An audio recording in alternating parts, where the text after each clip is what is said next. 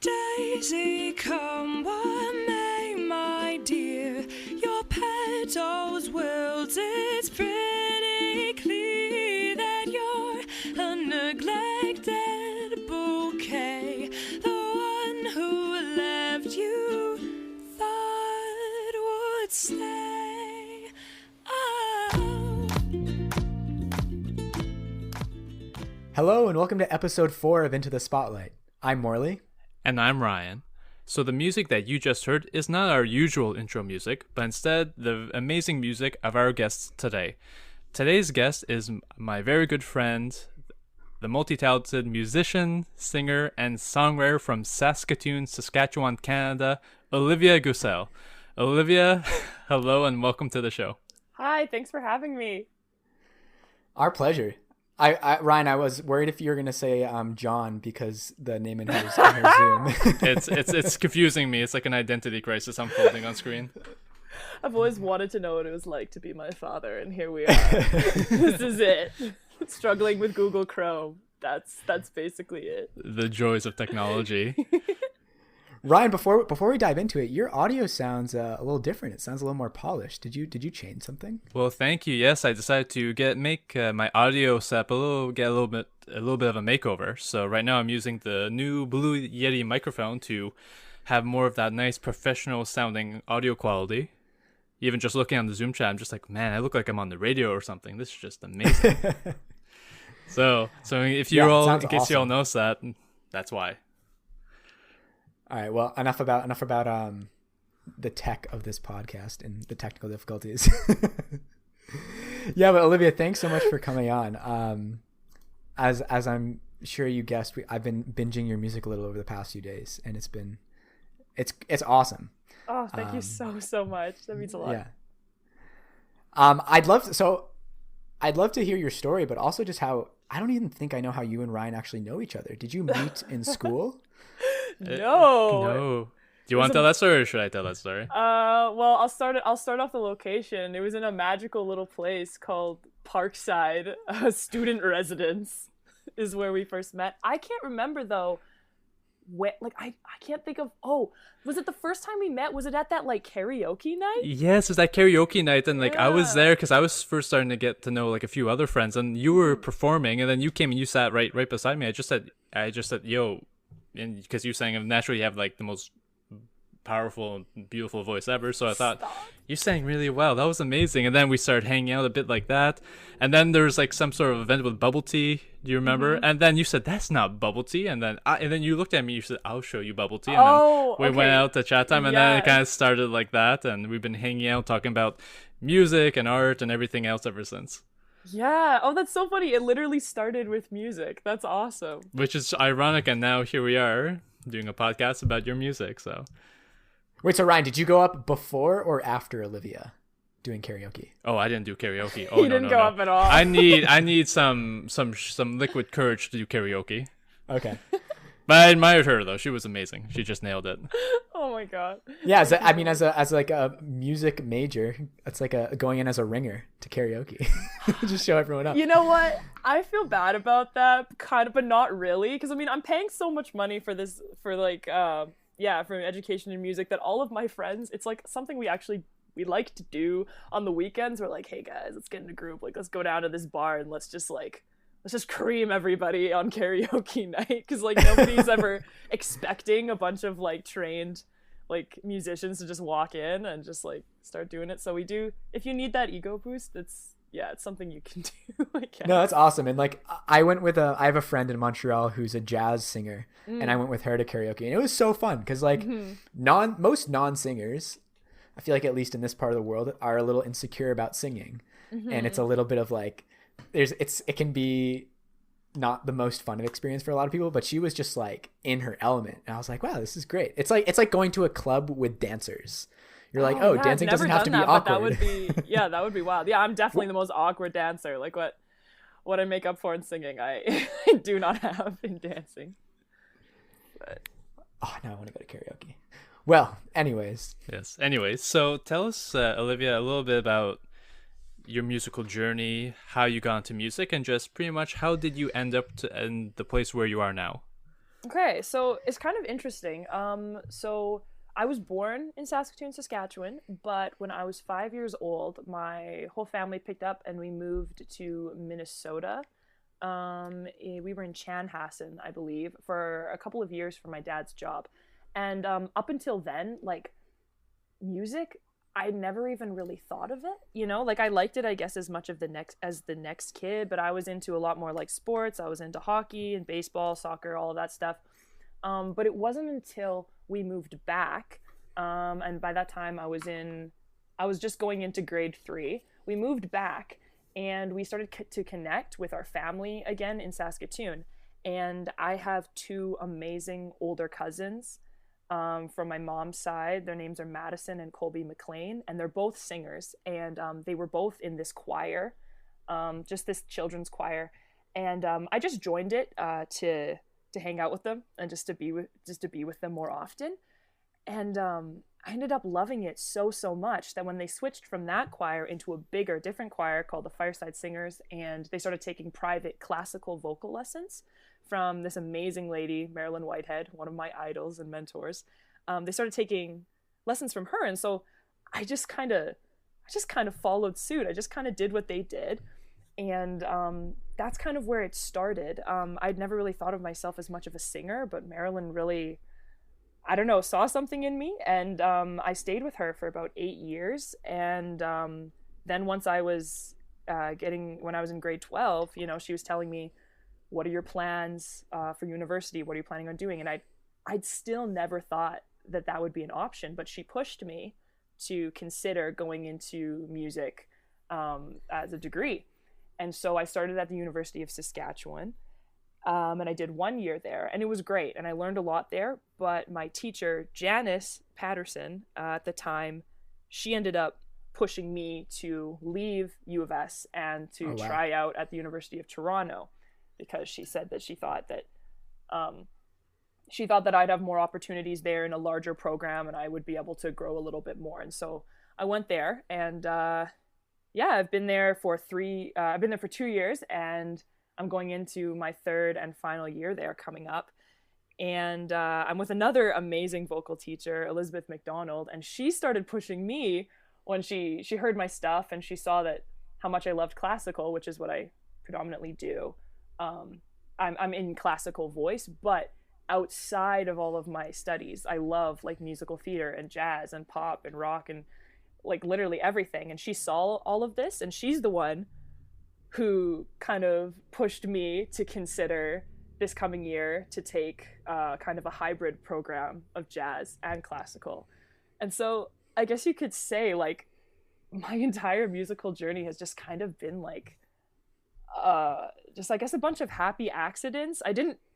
That's kind of what I stand by. Like I don't really know what I'm doing now. I don't think I ever will. I just kind of like do whatever looks like a cool option, and it usually just takes me to something that I did not imagine. So yeah, that's an incredible story, because like in the time that I've known you, have so much passion for music and so many different singers and genres. Like you are just like an encyclopedia of knowledge when it comes to music. It's so fascinating. So like just hearing that, it's surprising, because I thought this was something you were born with. But just picking back from a theme from our earlier episode, how significant, how important it is to have mentors kind of push us in these directions, you know, seeing our value and our talent and being able to help nurture that and giving us that confidence and courage to pursue that. That's incredible. Yeah, I think that is so important. When anyone ever asks me, like I always bring it back to like the different amazing teachers that I've had, my cousins being the first teachers that I ever had. And like, yeah, I don't know, I guess everyone works differently, but I find that I just thrive so much more when I have somebody you know, who's a little bit more educated and more seasoned in whatever I'm doing, who can really guide me and help me. It's so valuable to me. So, quick aside, how large is the classical voice program at U of T? U of T? Like how many? Okay. Yeah. How many people are also studying classical voice in your class? It is pretty big. U of T and McGill are like the 2 main schools that people want to go to for classical music in Canada. And well, I'll give you a little bit. I think it's funnier with the comparison. So at the U of S, I was alongside, I believe, like 14 other students for voice, year 1, 2, 3, and 4. And then at U of T, you know, I've never completely counted, but I always am so surprised. On Tuesdays, we have these like vocal seminars at lunchtime where we go into this Walter Hall, this big theater where we come and we sit and we have different people talking. And I'm always so surprised to see like the entire thing almost filled with vocalists. So I'd say like wow. there's gotta be like 200 to 300 like classical vocal singers, which is, I think, a lot for something that is pretty niche, you know? Yeah. So the reason I asked is I actually know someone else who graduated last year classical voice at U of T. I'll mention her name after the recording, but if it's 200 to 300 people, I don't know if you'll actually know her. It depends. It depends on the year, I guess. Okay. Yeah, but it was such a change, like stepping out from just like 14 people, everyone knowing each other, and kind of, you know, when you're in a smaller place, it's always, it's got advantages and disadvantages. And, you know, I try to be really humble. I've trouble like saying these things, but when you're in a smaller place, it's a lot easier to like kind of climb to the upper, like top area, and you kind of feel, you feel very safe and you feel very big. And I felt myself feeling that within the first year, and with my teacher telling me, along with my own decision, like realizing that, you know, I didn't improve very much that year. I really allowed myself to slack off a bit and kind of just get by with like what I already had.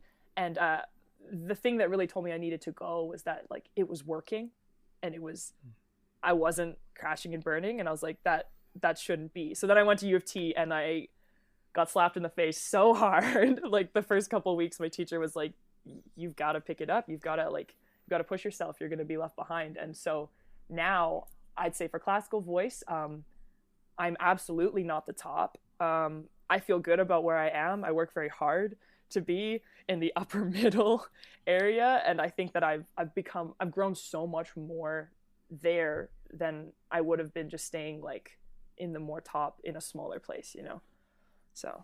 So just to go on from what I was saying earlier about how going away to a different city, different university, being exposed to all these different types of professors, and other students have had all these different types of experiences like I've had and that you've had, I want to know about how studying music at one of the best universities in Canada has impacted your creative process, and what it's like studying music in that academic context, and how you use that new knowledge to create your own music.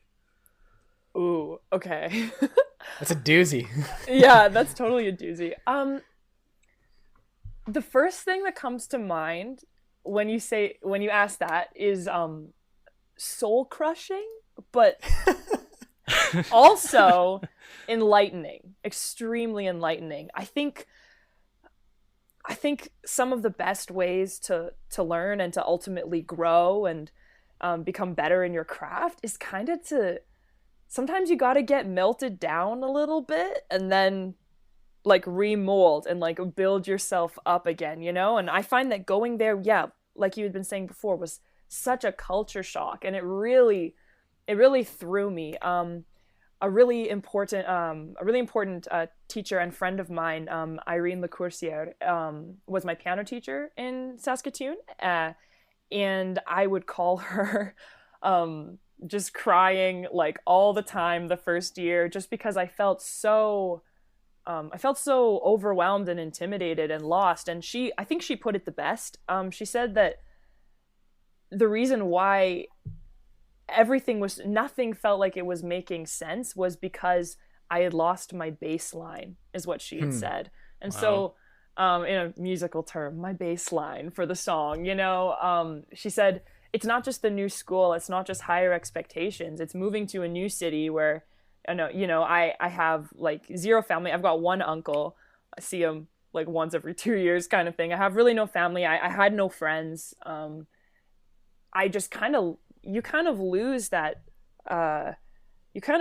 sense of self that you've been building all your life in your hometown, where like I kind of feel like the reason why you know who you are at home is because everyone around you knows who you are. And so you kind of know yourself based on how they know you. And when you go to a completely new place and everyone's just looking at you and they don't know anything, I don't know, I found that to be more challenging. I mean, of course the schooling was challenging, but that in itself was what really threw me. And then going into this institution, having to, prove myself and, show that I deserved to be there, was really difficult at the start. But there's a bit of the soul crushing bit. A lot of people say, like, whatever you love, like, don't study it, like don't turn it into something like academic. And I think that's true, but I also think that it is really important because, like, at the beginning, it can kind of, I don't know if you guys felt the same, but it can kind of take away whatever that passion, whatever it was you loved at the start, when it becomes all about, very specific, like doing it the way that the teachers are asking you to do it, and like constant judgment and constant, like, positive and lots of negative feedback, like constantly coming at you. Like the way we run our classes is, most of our classes are very hands-on, like performative classes, I guess, where each week, they'll throw you a song in all the different classes, and different, whether it's like French melody or like German lieder, and take the song, you bust your butt, trying to learn it. Then you come back the next week, you sing it in front of everyone, and immediately after you do it, they'll just talk at you and tell you everything that you did wrong. So you have to really kind of depersonalize yourself from your singing. Which is, I think for me, was one of my biggest struggles, was to, depersonalize yourself, when for me, like singing and, the creative process behind it is like, it's so, I don't know, like it's just so ingrained inside of you, and I have trouble standing up there and not like, I don't know, not crying when I'm like singing something that I think is really, really touching or really heartbreaking, and so to do that, and then you have to immediately get yourself ready and like get your shield up and separate it and be like, it's just, it's just a thing. Yeah, wow. It's not who you are, That's intense. Yeah. I can't really imagine that. Yeah, it's like, I can't imagine it. It sounds intense. Yeah. I mean, it's separating art from the artist, but it's so hard when it's yourself, because we always have that view, and being able to remove ourselves from our work like that's a very difficult thing to do. Like, I've had to do that as well, and it's just so, it can screw with your mind a little bit too, but in a way, it kind of, at least in my experience, it's humbled me a bit more too. It's allowed me to see things from, like, okay, if someone has like a critique, I'm just like I'll bite my lip and I'm just like, I hate it, what you're saying, but it's right. Yeah, no, and that's totally the thing. Like, I think it's really hard, and it doesn't feel very good. And I don't know, the 2 years I've been there, I think I've started handling it. I can handle it better, and I can take it.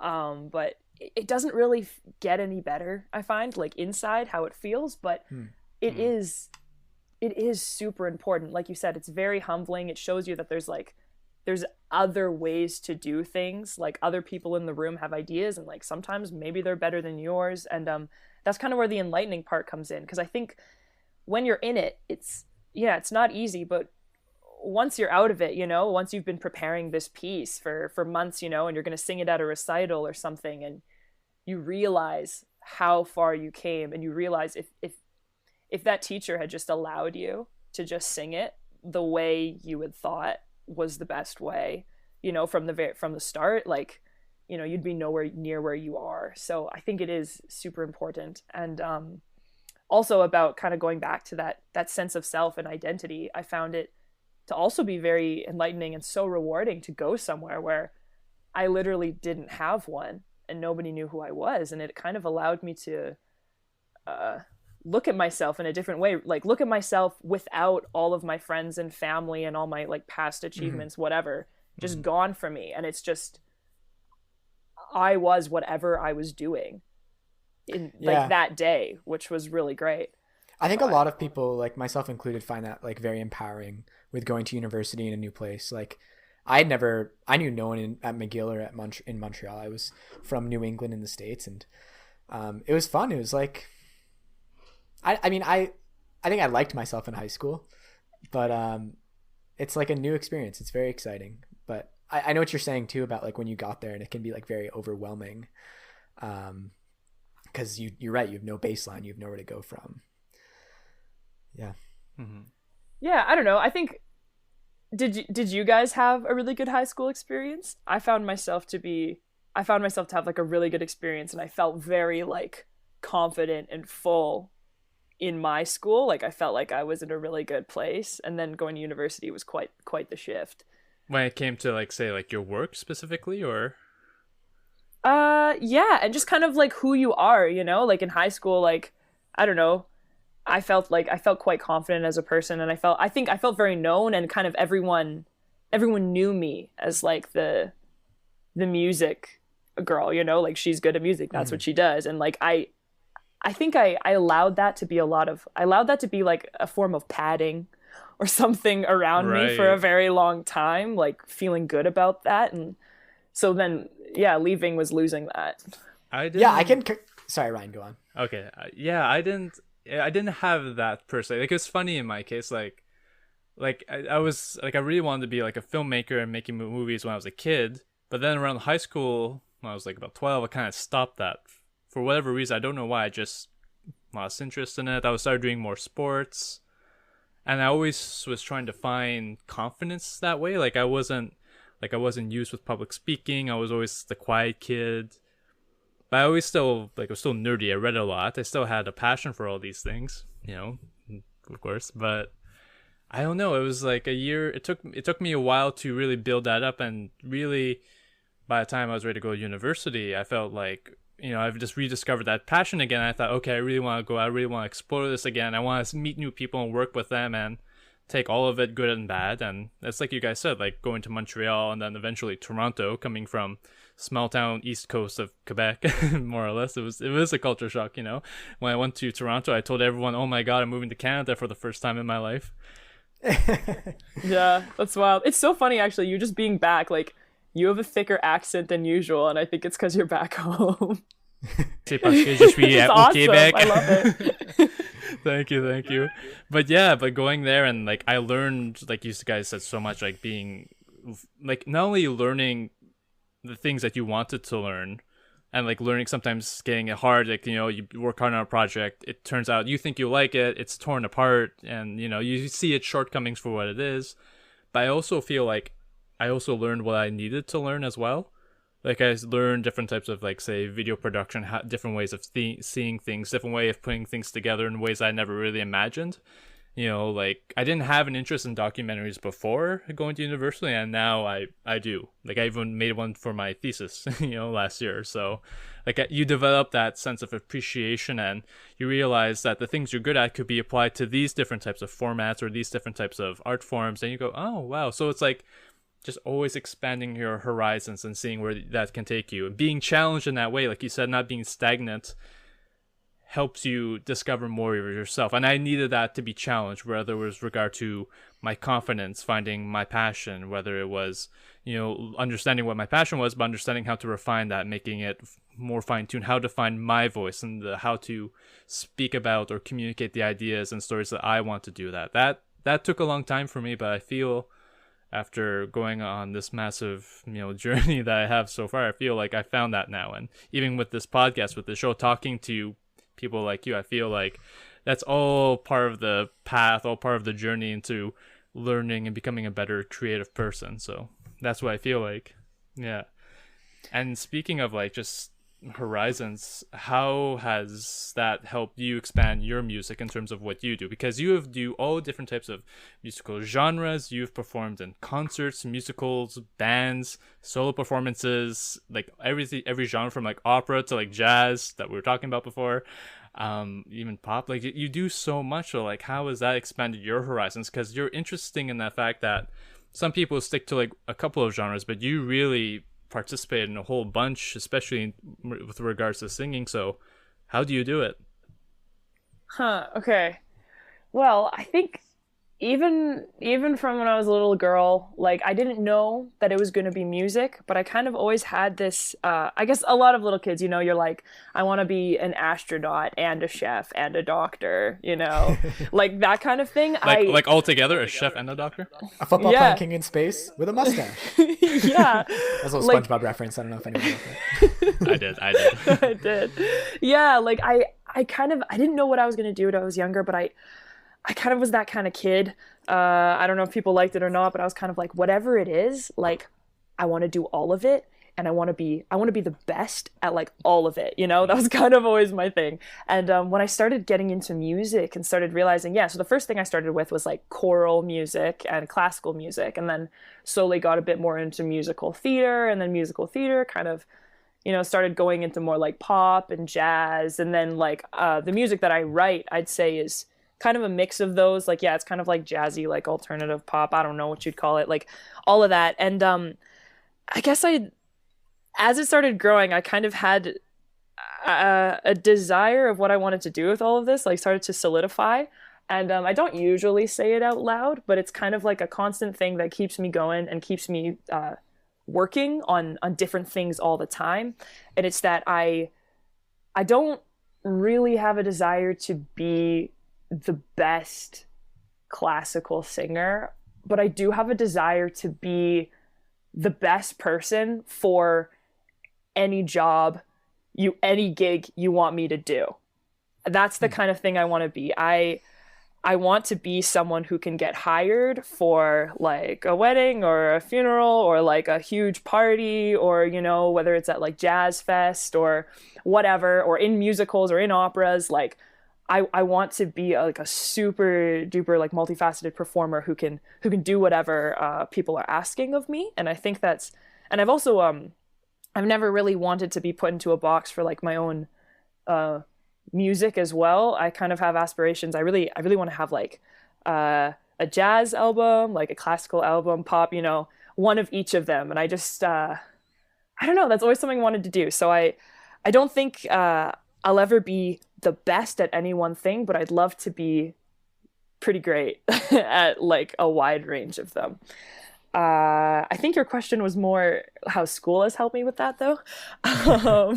Well, no, not even just school, but just even you, because you've worked with all different types of fascinating, interesting people. So just how is like learning from others, or just even just you deciding to go explore and experiment, how has that helped you develop so many of those different types of styles of music that you do now? Yeah, I think I guess everybody learns differently, but for me, I feel like I learn really well from other people, kind of like osmosis. Like I really like to surround myself with people who I think are really interesting and really creative and have something very unique about them. And if it's something that I like, I'll hang out with them a lot and like try to learn as much about it as I can. And I find that I can trace different, like, over time when I'm writing songs, I record everything in my voice memos. Like anytime I'm going to write, I just press record and they'll have like 2 hours of me just like doing random stuff. But I can trace throughout like the dates that are on the recordings, depending on like what I was doing or like who I was hanging out with. The vibes and the music are a little bit different. Depending if I, I'm hanging out with someone who's more into jazz, I find myself suddenly getting a lot more interested. Like a really good friend of mine, Gabriel Saul, who's he's at U of T.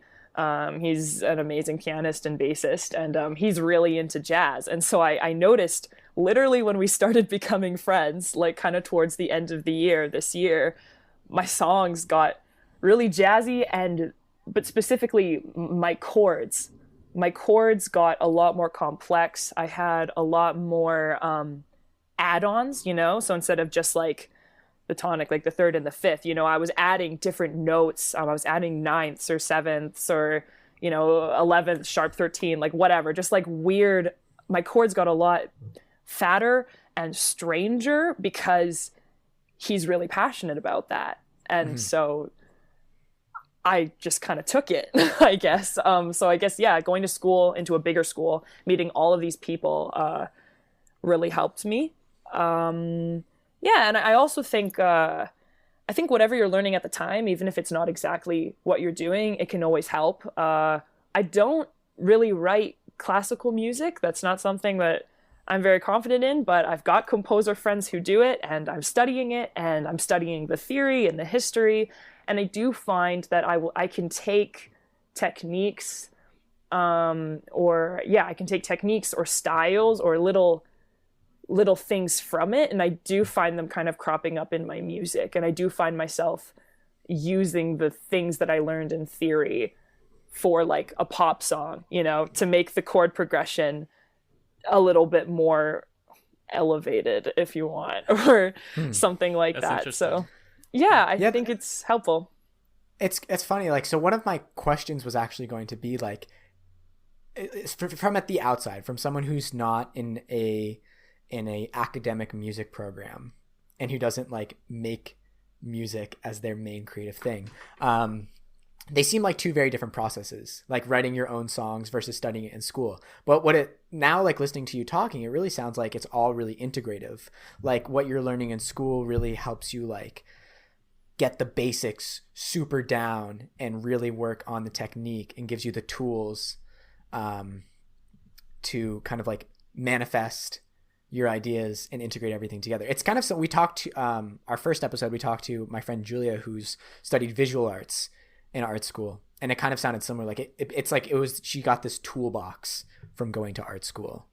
Yeah, really totally. And I think that's the way you've got to think about it, is that like you go to school to get tools and to get a toolbox. You're not building a house at school, and you're not going to quote me. But I think that's what I thought for so long. I was like, whatever, I'm sitting in this room and like I need to love it, and I need to totally believe this, and I need to feel like I need to feel passionate about this, and this should be like really fulfilling for me. But it's not. Like it's the doing it that is fulfilling. And like if you can think about it and kind of, if you can separate yourself and think about it as getting tools for whatever it is you want to do, I think that's a way better way to think about it. And I think I've slowly gotten there, and I think that has kept me a lot more sane when it comes to that. It's funny that you were saying how well integrated it is, because I don't think it naturally is. I think the way that music schools are run right now, at least especially like classical music schools are run, is it's not really meant to be integrated. But it sounds like you're hacking it pretty well. Yeah, you can force it to be, because I don't know. I don't want to pretend that I'm someone I'm not. Like I find that a lot last year. Like I'll say it here. I'll say it on air. Like I did not practice my classical music enough, and that is something that I am gonna work on going into this next year. I did not practice it enough, but it's kind of funny. It all kind of works. I think if I wanted to be an opera singer only, I'd be doing a pretty shabby job of it. But since I know I know what I want to get out of this, and I know that I want to get those tools, and I want to get, I want to learn how to be a better artist and how to be a better songwriter, honestly. I think I've made it work, because all the times that I wasn't practicing classical music that I should have been, I was like sitting in my room and procrastinating, but just writing song after song after song and just working on it. And, at the time I felt a little bit guilty, and I thought that, I shouldn't be doing this. I should be practicing, I should be practicing my Bach or whatever. But looking back on it in the summer, I've been making it a project of mine to go through all of my memos, my voice memos, and to listen to them and, write down what I'm doing and pick and see what I'm liking. And there's so much there. And I think if you looked at it through like a classical music academia lens, you'd be like, what did she do?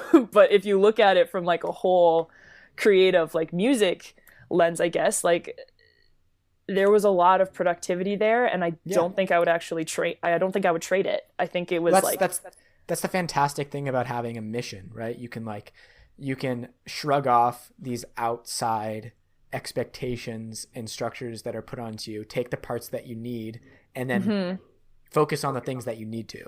Totally. So yeah, that's kind of that, I guess.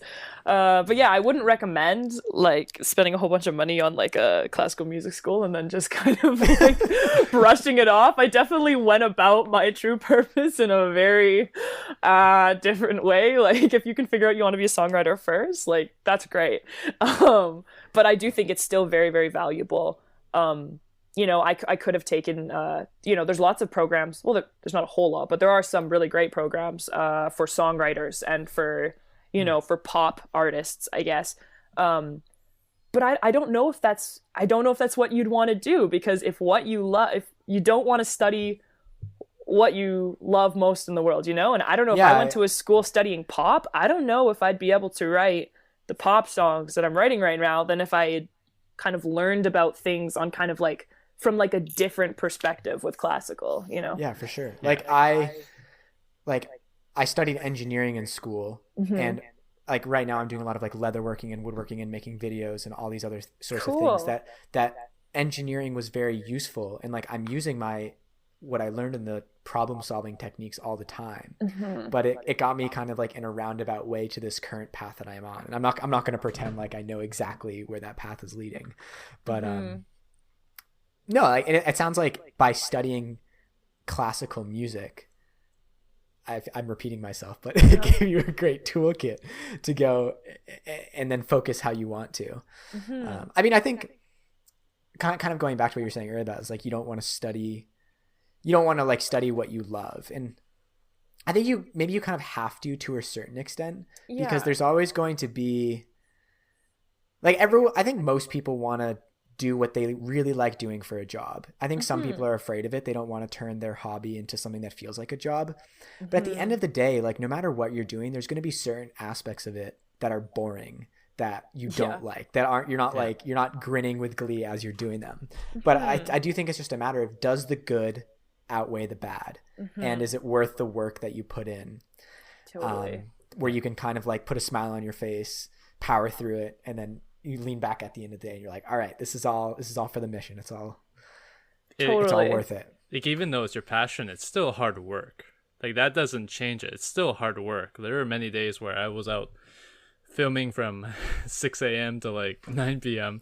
You go home and you feel exhausted, and you think, oh my gosh, I have to edit this all weekend. But if you love the work, even though it's time consuming and it takes away maybe opportunities from going out with friends or whatever. But if you love the work, like I could do it, and like I don't get exhausted or tired or annoyed with it. I just love the grind.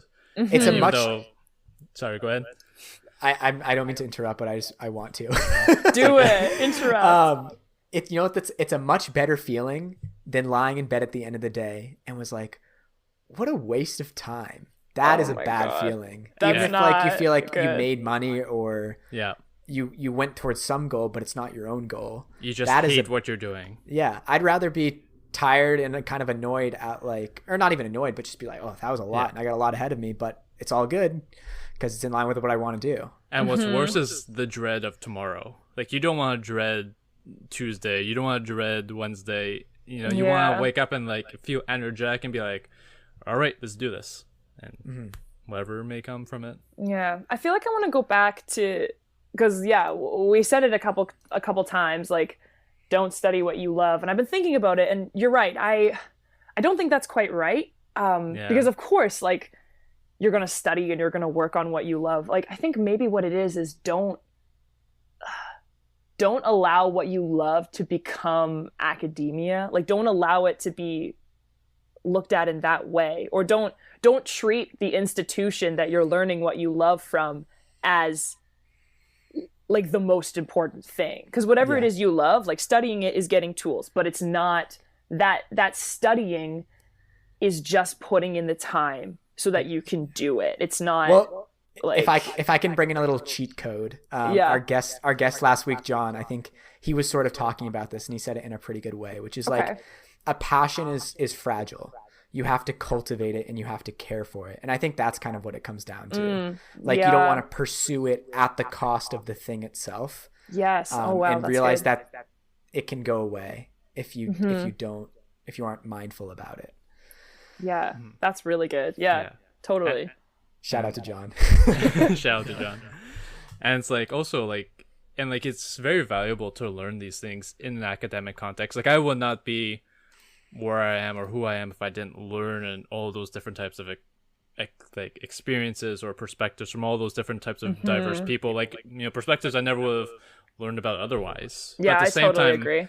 But at the same time, like, it's, especially this happens in video and filmmaking a lot, like you steal from different pieces everywhere and then you kind of take them and use them to make something in your own vision. And I think that's the best way to really go about with your work, is being able to take the whole of everything that you've learned, everything that either you liked or you disliked or you disagreed with or you totally agreed with, and just being able to use that to, like, just to find your own voice and being able to be the artist, be the creator that you are born to be. Yeah. Can I change gears slightly? Yes, do it. So I can hear the gears changing in the background. I wanted to talk about this. On your Instagram, you have some videos with I think, is acapella an app? Yeah, the acapella. Yeah, I think it's literally called acapella app. So, first of all, those are awesome. And thank you. I've never seen someone use this app, which is essentially like you record loops of what, like a video and audio, and then you record other loops on top of that, and then all of a sudden you have like a 3x3 Brady Bunch panel of a whole band playing, and it's amazing. Yes. But I think it's so cool how like you're really using it as an instrument. And I think it has so much potential. I don't know if you like are as excited about it as like me just going through Instagram. I was like, this is pretty cool. Oh, I'm getting kind of excited about it now. Like, yeah, I started that. You can see a lot of them are with other people a lot of the time.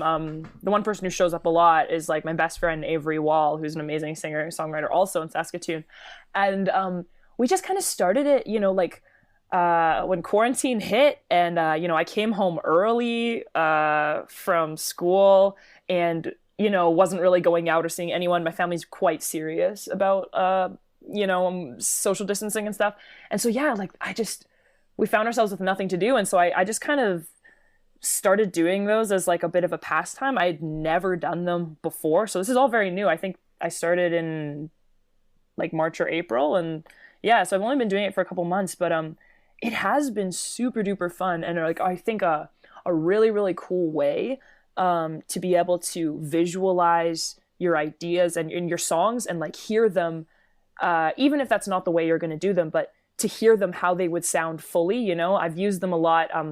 I haven't posted some of the ones, but like with you know, if I'm writing a song and I want to kind of figure it out how it would sound when I got other people to play, I'll play really each cool. part and I'll play each part and listen to it and kind of move things around like that, which has been really cool.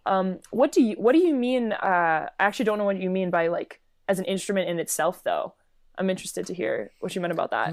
Well, maybe instrument isn't the right word. Like the but format in terms of like how it starts with one and then it goes to another, then simultaneous, that sort of thing. it seems a way of making music that you can't really do with any other medium. Like, I'm thinking specifically of the video you made when you were in the car and you were like making music with like the blinker Oh, and everything I love else. that It's one. like, Okay. if I think, I mean, 10, 20 years ago, unless you had like a studio set up with And a bunch of videos- cars, like Yeah. like, it's just a really powerful way, like kind of like you said, to make a song very quickly. And It's very innovative. I like the idea of it a lot. thank you so much. And one thing I noticed is that a lot of them are original songs. Are these original songs that you have been working on for a long time, or are these you and that your friend just kind of came up with in those moments? You're just like, oh, we gotta try this out. I'm actually so glad you asked this question. I think like maybe one or two. Yeah, okay. Like maybe I think the first two a cappella ones I did that are just the four squares of me. Those ones were songs that I'd started writing when I got home. So I'd been writing them for maybe like 2 or 3 weeks or something like that. But the rest of them have been, I think it's just perfect to talk about on this podcast. The rest of them have been like the coolest kind of creativity exercise that me and Avery have been doing, where we switch it back and forth. So some of them I wrote the lyrics, like the melody, and the other one she did. But what we had been trying to do was one person will take their phone and will film themselves, and they'll just come up with a melody, just like a melody and some simple lyrics or whatever, and they'll just sing it. And then we send it off to the other person, and we don't even talk about it. And then the other person adds a square and adds whatever they think should happen. And we just keep going back and forth until at the end we come up with this thing that like we did not know would happen. So one of them that I'm like really, really proud of is that, I don't know if you checked, but it's that one that it's just like, it's about like a tape recorder, and it's just all voices, and like the harmonies are really like thick and very strange. I don't know.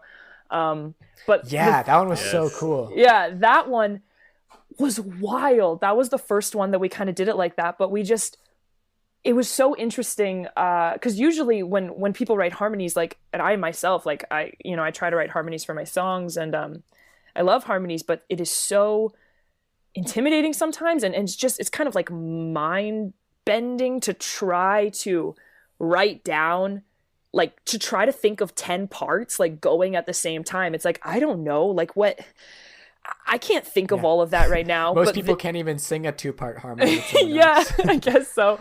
But I this was such an interesting way to do it, where yeah, I sang the melody, she did her thing back, and we went back and forth, and we just, based on what the other person did, we were like, what can I add? What can I fill? And it wasn't about like, we didn't talk about what our plan was going forward. It was like, it was a really cool experiment, I guess, like for creativity, because you've got these parameters of whatever the person just sent to you.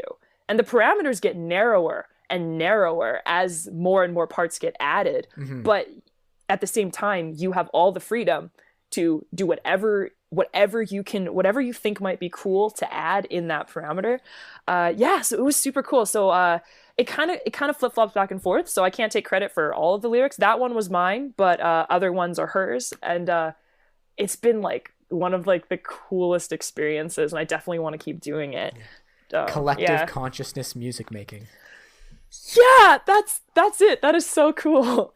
I don't know. It's definitely I've always been very interested in kind of I did a lot of improv in high school, and I've always been really interested in that, or just improvised song. You know, I've done a couple jams where you just like, someone's playing and you just start singing like things.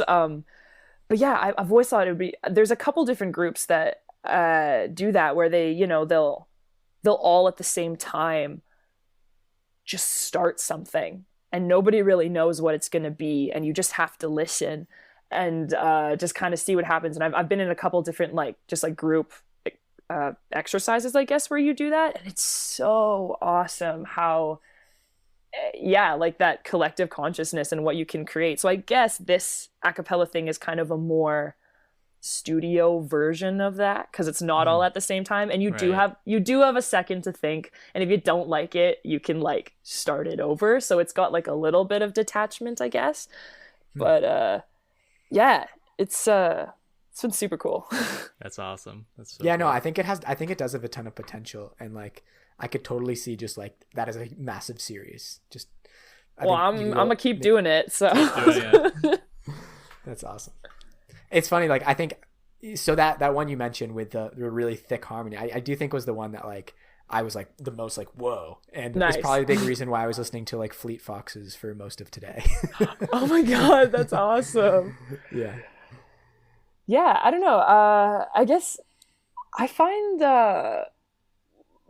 when working with other people, I find I can be my most creative. I love songwriting by myself, like for sure, but collaborating is like definitely what I live for. Like I can easily say, if I had to decide to like make a whole bunch of money and just be like a solo recording artist, or be like piss poor and just like play music with other people all the time, like I would absolutely pick that. All the songs that I like sent you guys, were all collaborations with different people where, you know, they would kind of come up with like a beat or music, and then I would, you know, listening to it, I would like throw some like lyrics onto it or whatever, and or we would like talk through it together. And I just yeah, I don't know, collaborating is like probably my favorite thing on earth, and I don't think it really matters in what way, just like collaborating in general. Yeah.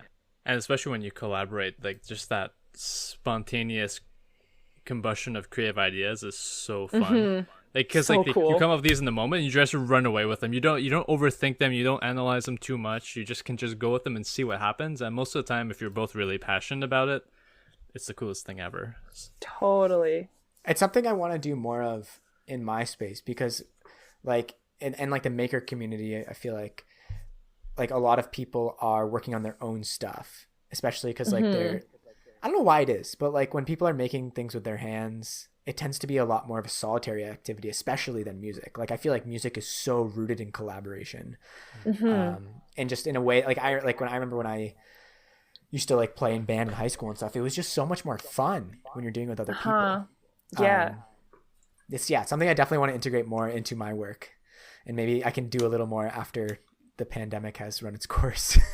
Yeah, I follow a couple different don't ask me to say their names right now because I don't know, but like I follow a couple different like people on Instagram, different artists who do some really cool collaborations. And I guess I'm not really sure what kind of things. I think you said like wood and like leather and stuff like that that you make, but some really cool things that actually, now that I think about it, are a lot like the a cappella back and forth thing. Oh, cool. Well, you know, it's funny. Like, so I am doing something right now, and in this group I'm in, it's actually very similar to the a cappella, where like a lot of people have an unfinished project, right? A lot of people have something that they've started and never finished. So this guy, the idea is like, okay, everyone send someone else your unfinished project.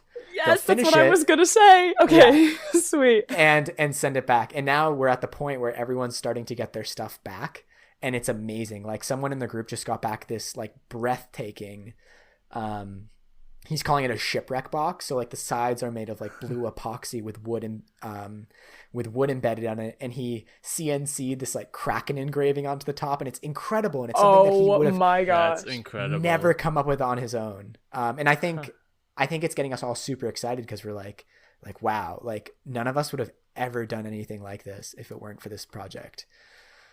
Oh, and that's the coolest thing, that like you don't even know what you don't know is coming, you know? Like you can't even like fathom it, because it's like somebody else's like idea. Can I ask, like, what did you send? So I don't know if I should say it, because the project's not over. Oh, shoot. Yeah. Okay. No. Is it wood or is it leather? Or is it's it both? leather. I sent something leather. I received something that was wood, and then 3D printed something that you can build all those wood things into something else. But that's all I'm going to say, because I know the guy who's receiving it may not have gotten it by the time this comes out. Okay. That is super, super cool. And then the other thing I was going to say is like, yeah, so either unfinished projects, or I know like, it sounds like you have a bunch of different, I don't even know the words, craftsmen, I guess, crafts. who have different skills and stuff. Some things I've seen, there's this one girl I follow who like, she makes like really nice sculptures. Then this other girl does these really cool like blobby kind of sculpture things, and so they kind of combine their things. So one of them like sculpted this like really beautiful woman, and then the other one like added all of this like this strange like blobby stuff that kind of went over and her around. So like cool. maybe like whatever your like specialty is, you could like find someone who has like a very different one, and you guys could like try to make something that's like made of both. Like kind of. All right, that's it. I'm inspired. It's gonna happen. It's a thought. But yeah, awesome. I don't know. Collabing's cool. All right, so yeah, for sure. No, I'm excited to do more of it. On that, why don't we move on to our next segment? Okay. Olivia, I don't know if Ryan warned you, but every week we do a little thing where we take an opportunity to put another artist into the spotlight, something that we've been really into the last week or so, or that it's just a good opportunity to like plug someone who you don't have an opportunity to usually. So I will go first, because I'm pretty amped about mine. Okay. So I've been really like craving live music. And especially recently, because it's summer and it's a beautiful summer. And the last concert I went to was last summer. And kind of since, even before this summer, it's been, videos of live concerts have been like really helpful to me and like getting through kind of like quarantine and like a good energy booster. And I feel like it's something that I didn't really take advantage of until recently, where it's like there's just like hours of concerts online and some bands that like don't even exist anymore, and you can really get a sense of them. I don't know if everyone feels this affected by videos of concerts, but they're a pretty amazing thing.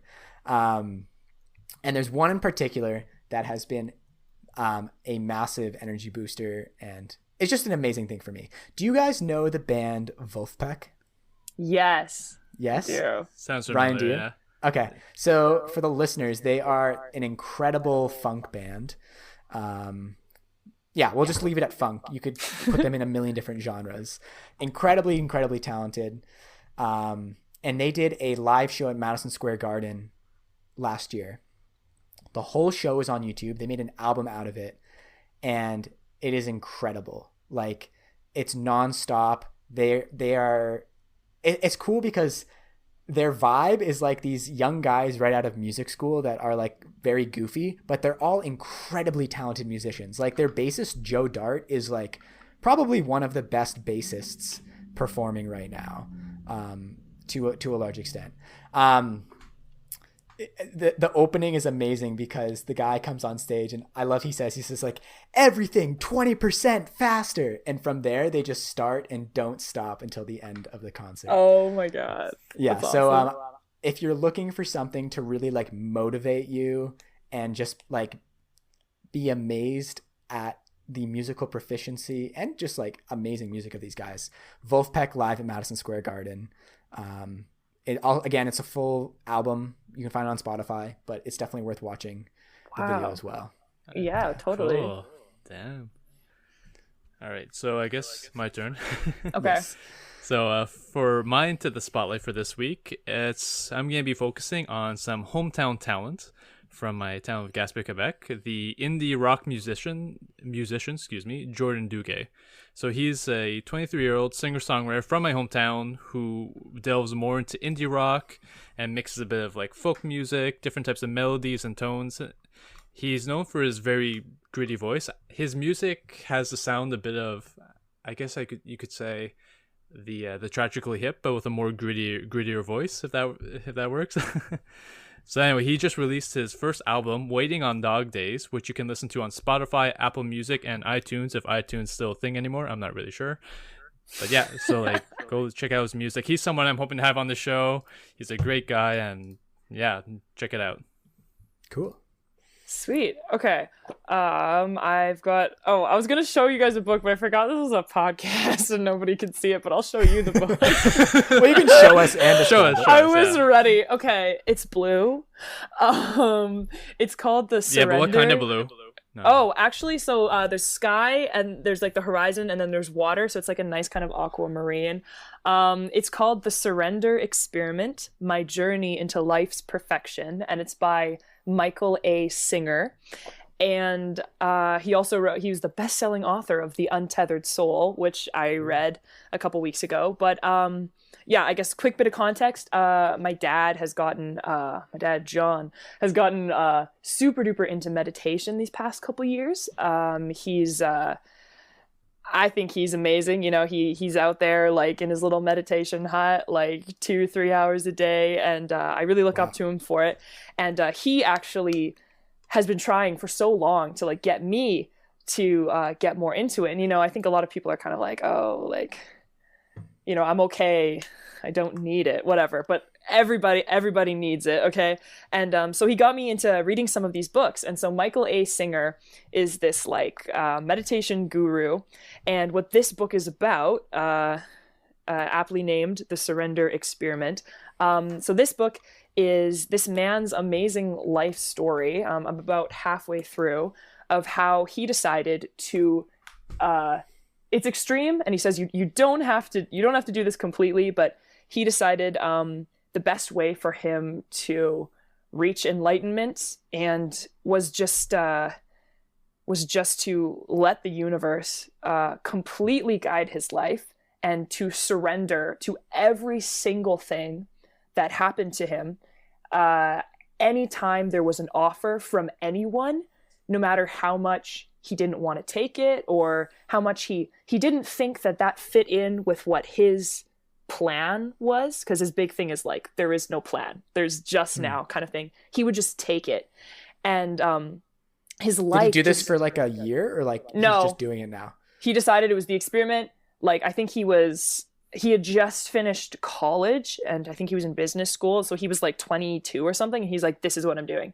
And he just dropped everything and he just surrendered. And he talks about how now he's got he started with nothing, and most things happened for the better, and sometimes things, would end up getting trickier or would take him off course, but he's ended up with like a huge like meditation, like yoga retreat center that he owns, and it's just better than anything he would have imagined. And I guess the thing that has really inspired me is more the smaller things. I have been trying to surrender to things and just to open myself up and just allow, like, whatever comes to you is coming to you for a reason.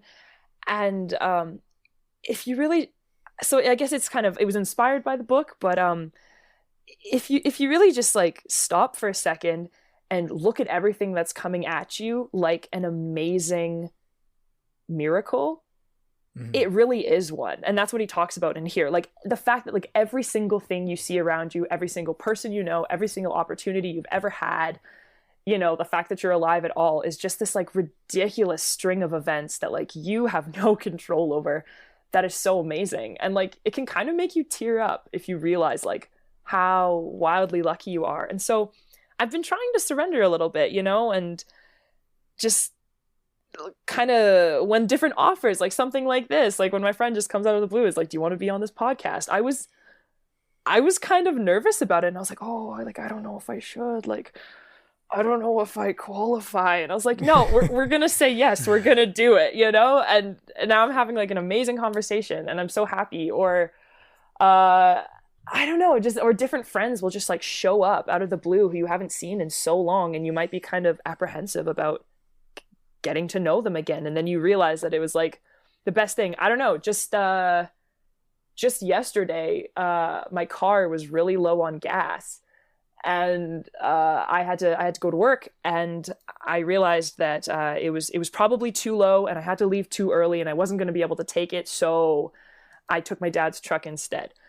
And then the Suburban, which was the car that was low on gas, my dad was driving it, and it like broke down like in the middle, like it broke down on a highway, and my dad knew what to do, and he was able to pull over and like get it all figured out. And I was like, that was so lucky and awesome that like it worked out, because he was fine and I wouldn't have been fine, and it just like, I don't know if there really is, I don't know if there's a master plan or not, but I feel like if you think that there is, and if you're just grateful for these things, like anything can be just like an amazing, like it can kind of get you high on life, as they say, where you're just like, for sure. Yeah. Wow, just coming from a place of gratitude and everything is having a positive mindset is and not focusing too much on the small things, like, because we get frustrated and so focus on these small little things just don't matter.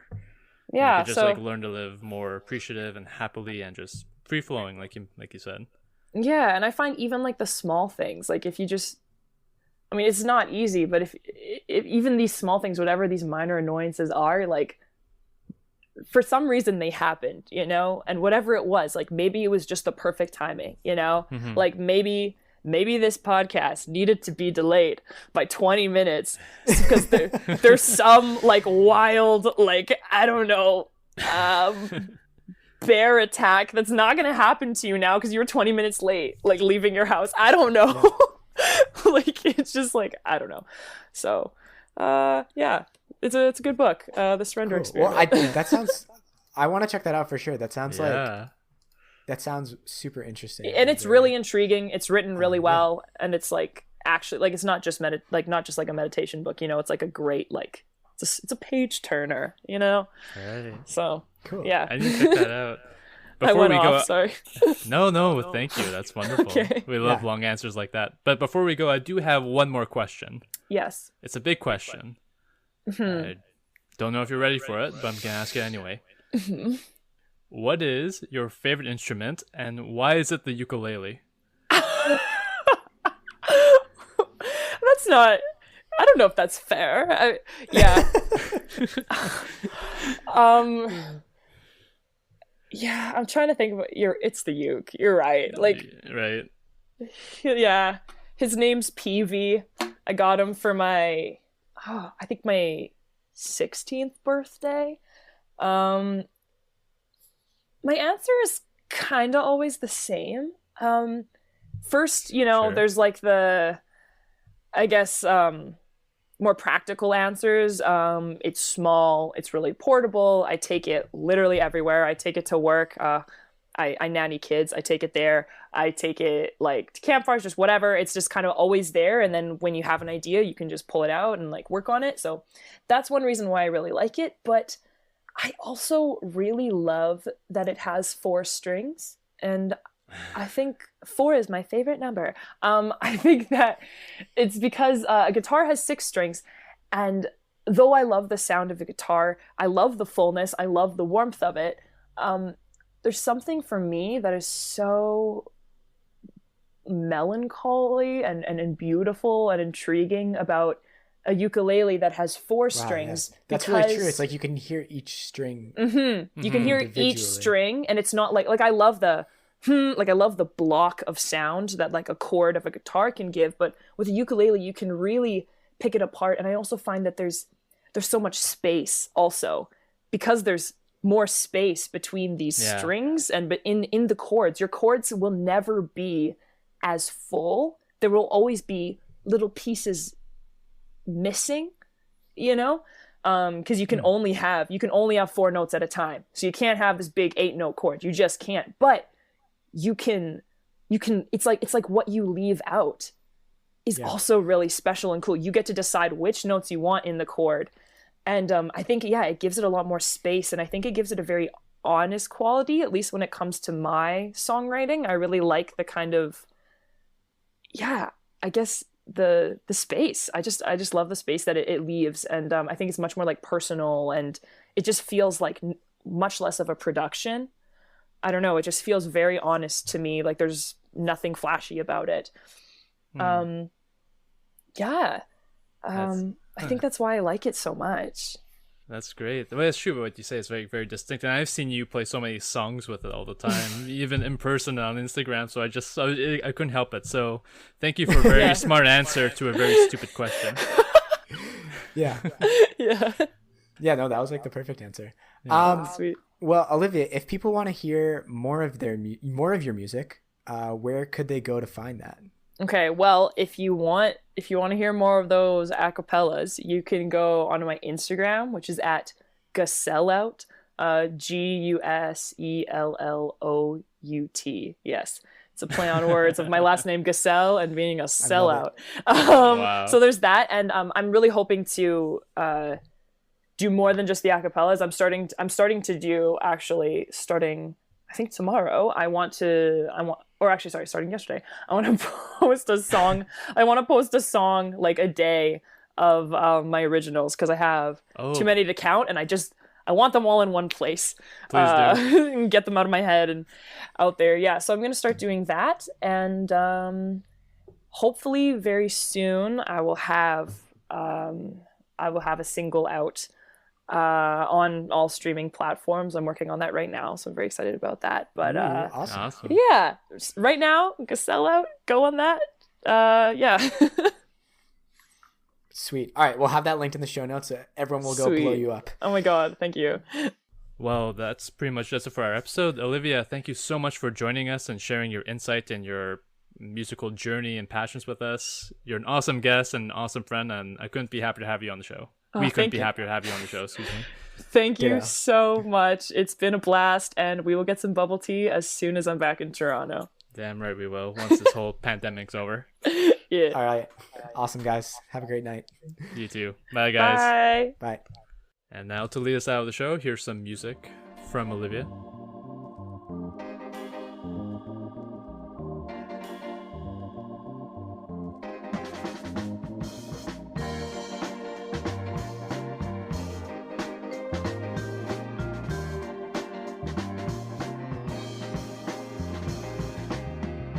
Christmas bells are ringing in my mind all the time.